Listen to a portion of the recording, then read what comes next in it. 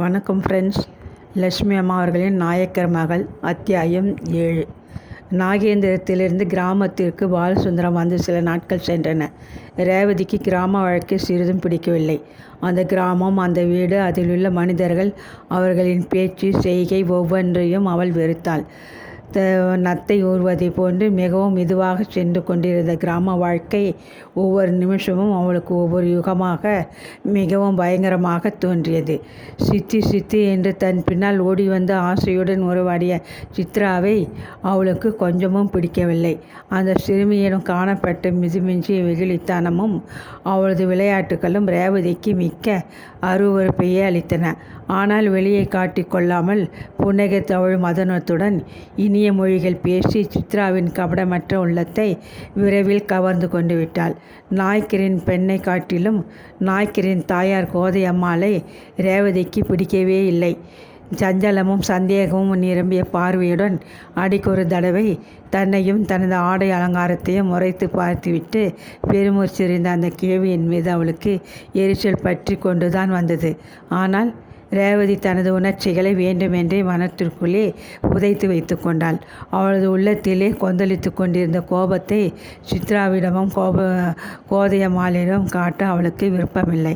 எல்லாவற்றையும் சேர்த்து வைத்து கொண்டு சந்தர்ப்பம் நேர்ந்ததும் சீதையை அசோகவனத்தில் சிறை வைத்தது போல் தன்னை கொண்டு வந்து அந்த பழங்கிராமத்தில் சிறை வைத்திருந்த தன் கணவர் மீது காட்டி அவள் வஞ்சம் தீர்த்து கொள்ள கருவி கொண்டிருந்தாள்.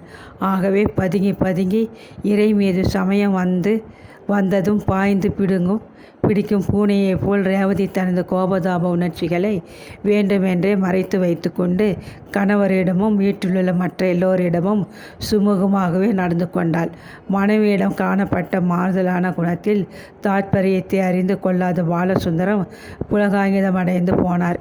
அண்ணா முதலிய எல்லோரும் முன்னிலையிலும் சண்டை போட்டு ரகளை செய்து தம்மை அவமானப்படுத்தி விடுவாளோ என்று உள்ளூர பயந்திருந்த அவரிடம் எதிர்பாராத விதமாக அவள் மிகவும் மரியாதையுடன் நடந்து கொள்ளவே பாலசுந்தரம் சந்தோஷ சாகரத்தில் மூழ்கிவிட்டார். அவருக்கு அந்த கிராம வாழ்க்கை மிகவும் ரம்மியமாக இருந்தது. முதலில் திட்டமிட்டதை விட இன்னும் சில தினங்கள் நீடித்து அங்கே தங்கி செல்ல வேண்டும் என்ற எண்ணம் ஏற்பட ஆரம்பித்தது. மனதில் ஏற்பட்டிருந்த ஆனந்தம் காரணமாக அவர் தாமும் அந்த குடும்பத்தில் ஒருவர் என்ற உண்மையை உணர்ந்து வந்த சில தினங்களில் அந்த குடும்பத்துடன் ஒன்றி கொண்டு விட்டார். பாளையத்தில் கிராமத்தில் அவர்கள் கழித்த இன்ப நாட்களை பற்றி அண்ணனுடன் பேசி பேசி மகிழ்ந்தார். அண்ணன் வெளியில் சென்றிருக்கும் சமயங்களில் பாலசுந்தரம் சமையலறைக்குள் சென்று தரையில் உட்கார்ந்து கொண்டு தாயாருடன் மிகவும் சகஜமாக குடும்ப விஷயங்களை பற்றி பேசி பொழுதை இன்பமாக கழித்தார்.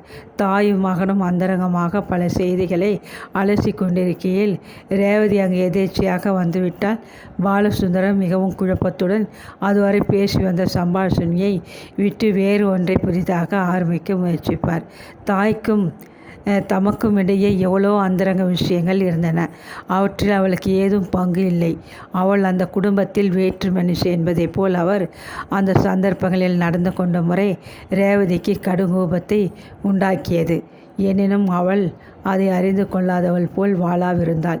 நாகேந்திரத்திலிருந்து கிராமத்திற்கு வந்த முதல் நாளே பாலசுந்தரம் தமது நாகரிக வாழ்க்கையை உதறிவிட்டு கிராமத்து மனிதராக மாறிவிட்டதற்கான ரேவதிக்கு கொஞ்சம் ஆச்சரியமாக கூட இருந்தது.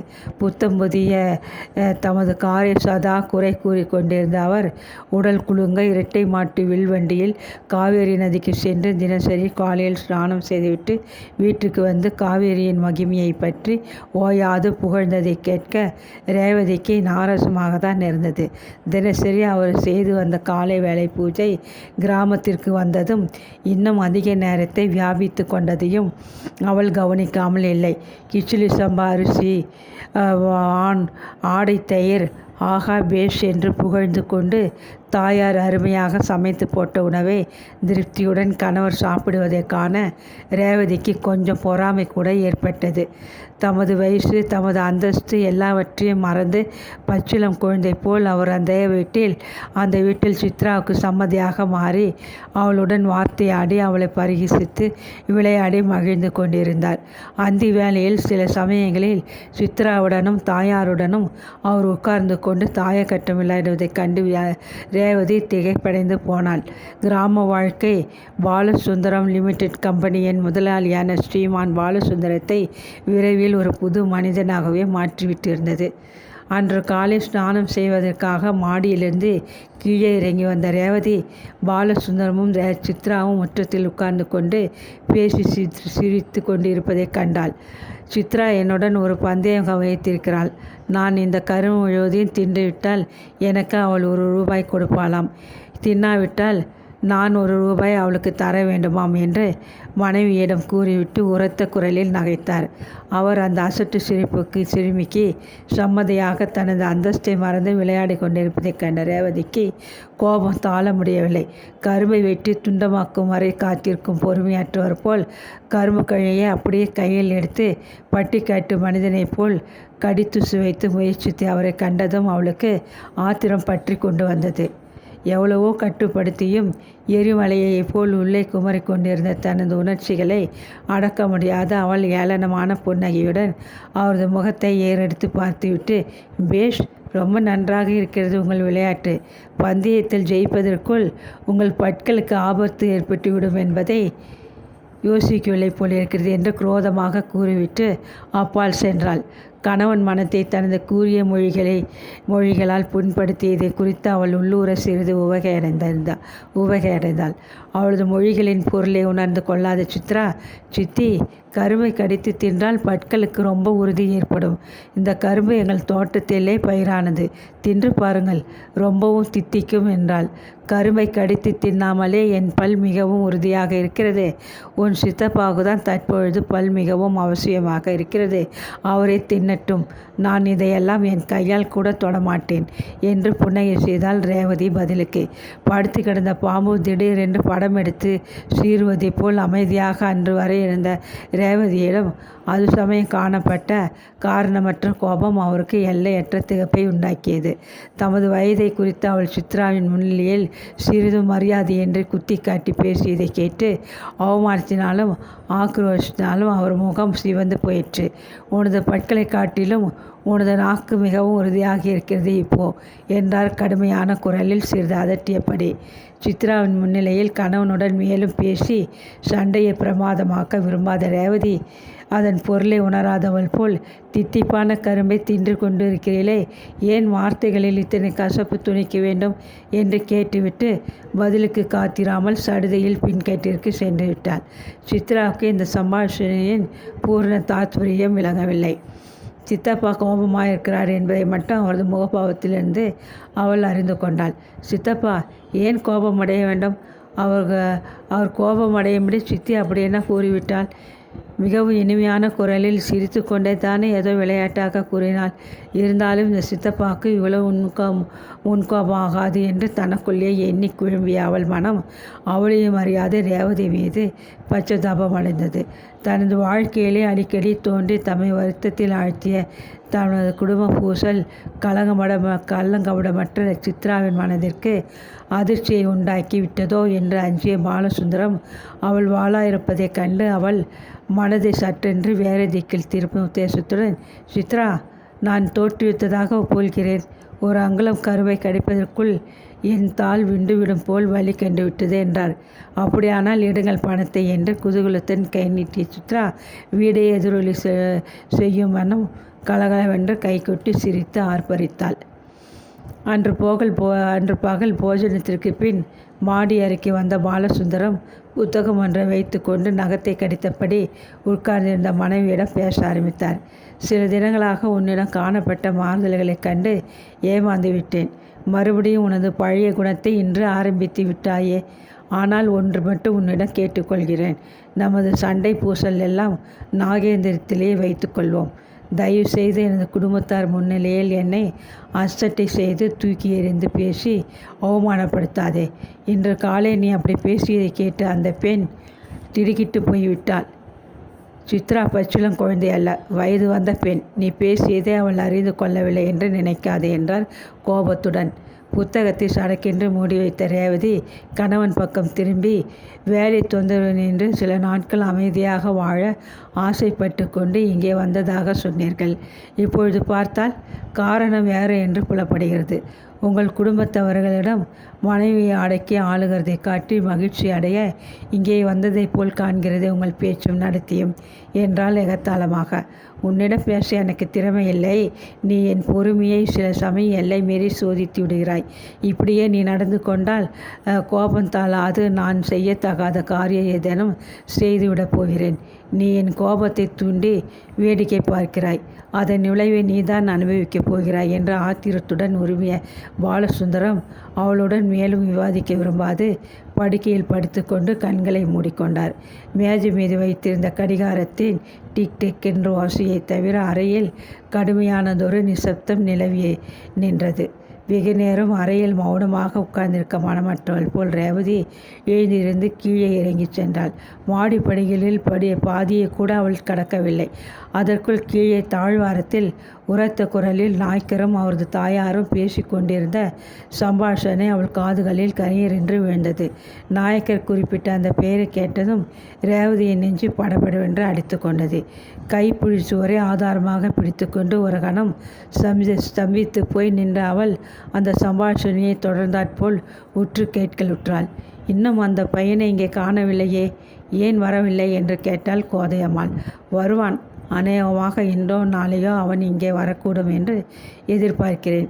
பையனை நேரில் இப்பொழுது பார்த்த பிறகு நீங்கள் சொல்வீர்கள் என நாயக்கர் உற்சாகமான குரலில் பதிலளித்தார். என்னவோ நயனா, என் மனசில் 4-5 நாளாக ஒரு கவலை ஏற்பட்டிருக்கிறது.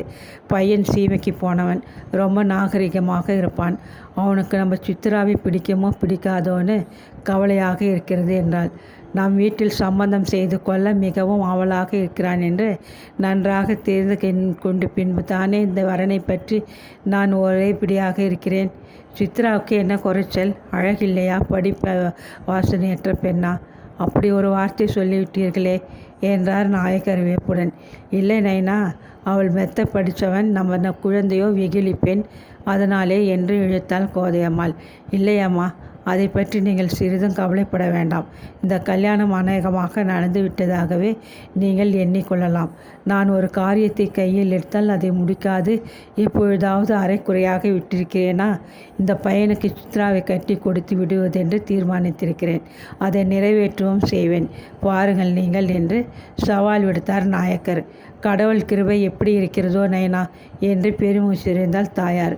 அதற்கு மேல் சம்பாஷணையை கேட்டுக்கொண்டு நிற்க மனமில் ரேவதி மாடிக்கு திரும்பிச் சென்றாள். உணர்ச்சி வேகத்தில் படிகள் மீது பாவாது அவள் கால்கள் தடிமாறியன.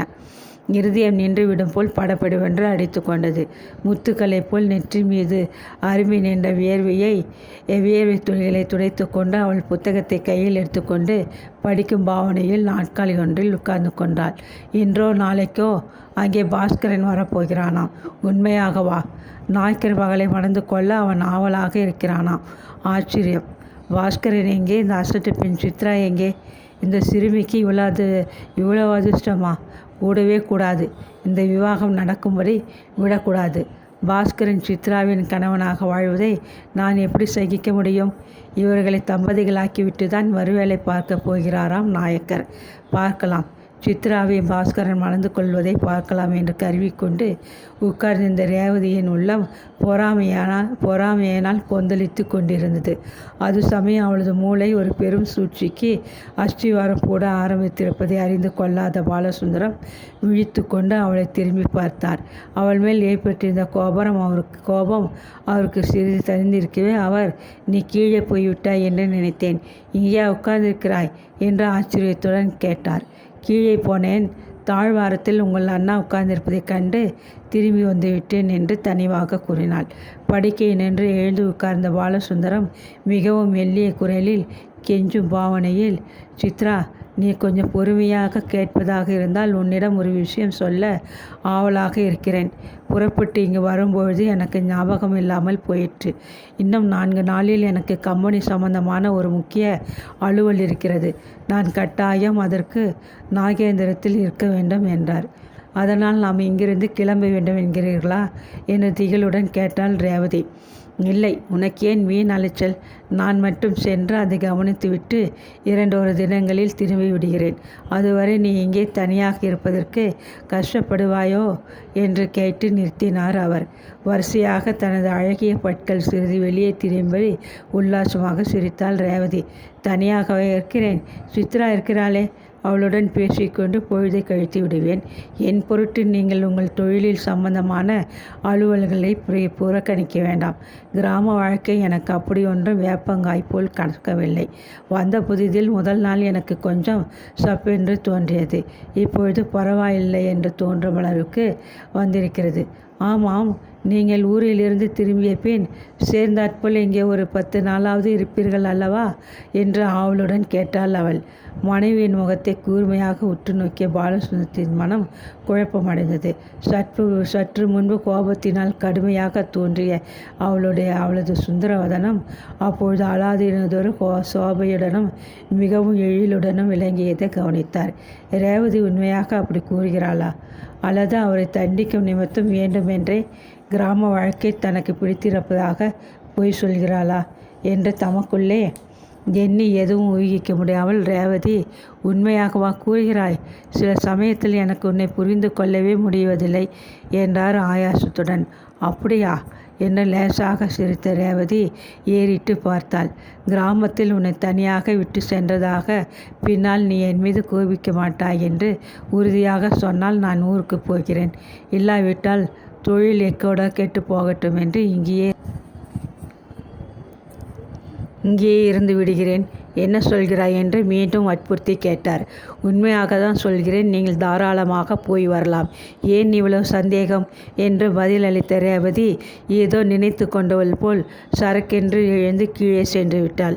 அன்று சாயங்காலம் நாயக்கர் தமது நிலங்களை சுற்றி பார்த்து வர வெளியே புறப்பட்ட பொழுது தம்பியும் அவருடன் கூட புறப்பட்டார். 1 மைல் தூரத்தை நாயக்கரை போல் சிரமமின்றி அவரால் நடக்க முடியாவிட்டாலும் கிராமத்தில் கொஞ்ச தூரம் தினசரி உலாவி வந்தால் தமது ஆரோக்கியத்திற்கு நன்மை அளிக்கும் என்ற எண்ணத்தில் பாலசுந்தரம் தமது சிரமத்தை அன்று வெகுவாக பாராட்டவில்லை. தெள்ளத் தெளிந்த நீரை சுமந்து நெளிந்து ஓடிக்கொண்டிருந்த காவேரி நதியின் கரையை அடைந்ததும் அதன் சுற்றுப்புற இயற்கை வனப்பில் மயங்கி தம்மை மறந்து வேடிக்கை பார்த்து கொண்டு நின்று விட்டார். நாயக்கர் உரத்த குரலில் யாரையோ கூப்பிடுவதை உணர்ந்து திடுக்கிட்டு அதிர்ச்சியை திரும்பி பார்த்தார். என்ன தம்பி, எப்பொழுது ஊருக்கு வந்தா போல? உன் கடிதம் கிடைத்தது. அம்மா உன்னை ஒவ்வொரு நாளும் எதிர்பார்த்து கொண்டு இருக்கிறார்கள் என்றார் நாயக்கர். எதிர்ப்புறமாக நதிக்கரை மீது நடந்து வந்து கொண்டிருந்த 2 வாலிபர்களில் பழுப்பு நிற கதர் சட்டை அணிந்திருந்த வாலிபன் வேகமாக முன்னால் வந்து கைகூப்பி நாயக்கரை வணங்கி, சௌக்கியமா? உங்களை இங்கே சந்திப்பேன் என்று எதிர்பார்க்கவில்லை என்றான் மந்தகாசமான புன்சிரிப்புடன். பாஸ்கரன், இவன்தான் என் தம்பி பாலசுந்தரம். நாகேந்திரத்திலிருந்து இங்கே சில நாட்கள் எங்களுடன் இருக்க வந்திருக்கிறான் என்று தனது தம்பியை அவனுக்கு அறிமுகம் செய்து வைத்த நாயக்கர் தொடர்ந்தாற்போல், பாலு, உனக்கு இந்த பையனை தெரிந்திருக்க வேண்டுமே. உங்கள் ஊரிலே பெட்ரோல் கம்பெனியில் வேலை பார்க்கிறான். நமக்கு கூட ஒரு வழியில் உறவுக்கார பையன் என்றார் மகிழ்ச்சியுடன். இவரை பற்றி கேள்விப்பட்டிருக்கிறேன், ஆனால் பார்த்ததில்லை. நேரில் சந்திக்க இன்றுதான் வாய்ப்பு ஏற்பட்டது. மிகவும் சந்தோஷம் என்று பாஸ்கரன் வினயமாக கூறிவிட்டு கூட வந்த தனது நண்பனை அவர்களுக்கு அறிமுகம் செய்து வைத்தான். கம்பீரமான அவனது தோற்றத்தையும் கலை மிகுந்த அவனது முகத்தையும் ஒரு முறை ஏறிட்டு பார்த்த பாலசுந்தரம், நானும் பாஸ்கரனை இதுவரை சந்தித்ததில்லை, இன்றுதான் முதலாக பார்க்கிறேன் என்று முணுகிவிட்டு ஆத்திரத்தினால் சிவந்த தமது முகத்தை மறுபுறம் திருப்பிக் கொண்டு காவேரி நதியை அழகு பார்க்கிறவர் போல் அபிநயித்தார். அப்படியா சமாச்சாரம்? பாஸ்கரன் அங்கே வரப்போவதை முன்கூட்டியே அறிந்து கொண்டுதான் ரேவதி அவருடன் ரகளை செய்யாது அமைதியாக கிராமத்திற்கு புறப்பட்டு வந்திருக்கிறாள். நாகேந்திரத்தில் அவர் பெயரை அவலப்படுத்தியது போதாது என்று ரேவதி கிராமத்திலும் அவரை அவலப்படுத்த துணிந்து விட்டாள். அதனால்தான் அவ்வளவு லகுவில் அவரிடம் அவள் கிராமத்தில் தனியே இருக்க சம்மதித்தாள். பாஸ்கரன் அயோக்கியப்பதர், பிறர் மனைவி என்று எண்ணமற்று அழகிய பெண் என்றதும் அவளுடன் உல்லாசமாக உலவி வர இச்சை கொண்டு துணிந்து முன் வந்த காமதூரன். இவர்கள் இருவரும் பாலசுந்தரத்தை என்றென்றே எண்ணிக்கொண்டு விட்டார்கள். இருக்கட்டும், பாலசுந்தரம் யார் என்பதை அறியும் சமயம் கிட்டிவிட்டது என்று தனக்குள்ளே பலவாறு எண்ணி ஆத்திரத்தில் தத்தளித்த பாலசுந்தரம் உதட்டில் ரத்தம் வரும் வரை பற்களால் அழுத்தி கடித்து கொண்டு நின்றார். எனது நண்பன் வீட்டில் இப்பொழுது தங்கியிருக்கிறேன். அநேகமாக நான் அங்கே நாளை அல்லது மறுநாள் வருவேன் என்று அம்மாவிடம் சொல்லுங்கள். போய் வருகிறோம் என்று கைகூப்பி விடை பெற்று கொண்டு பாஸ்கரன் திரும்பி கரை மீது சென்றான். அன்று பாலசுந்தரம் 1 மைல் தூரத்தையும் பிசாசு பிடித்தவர் போல் தம்மை அறியா வேகத்தில் நடந்து வீடு வந்து சேர்ந்தார்.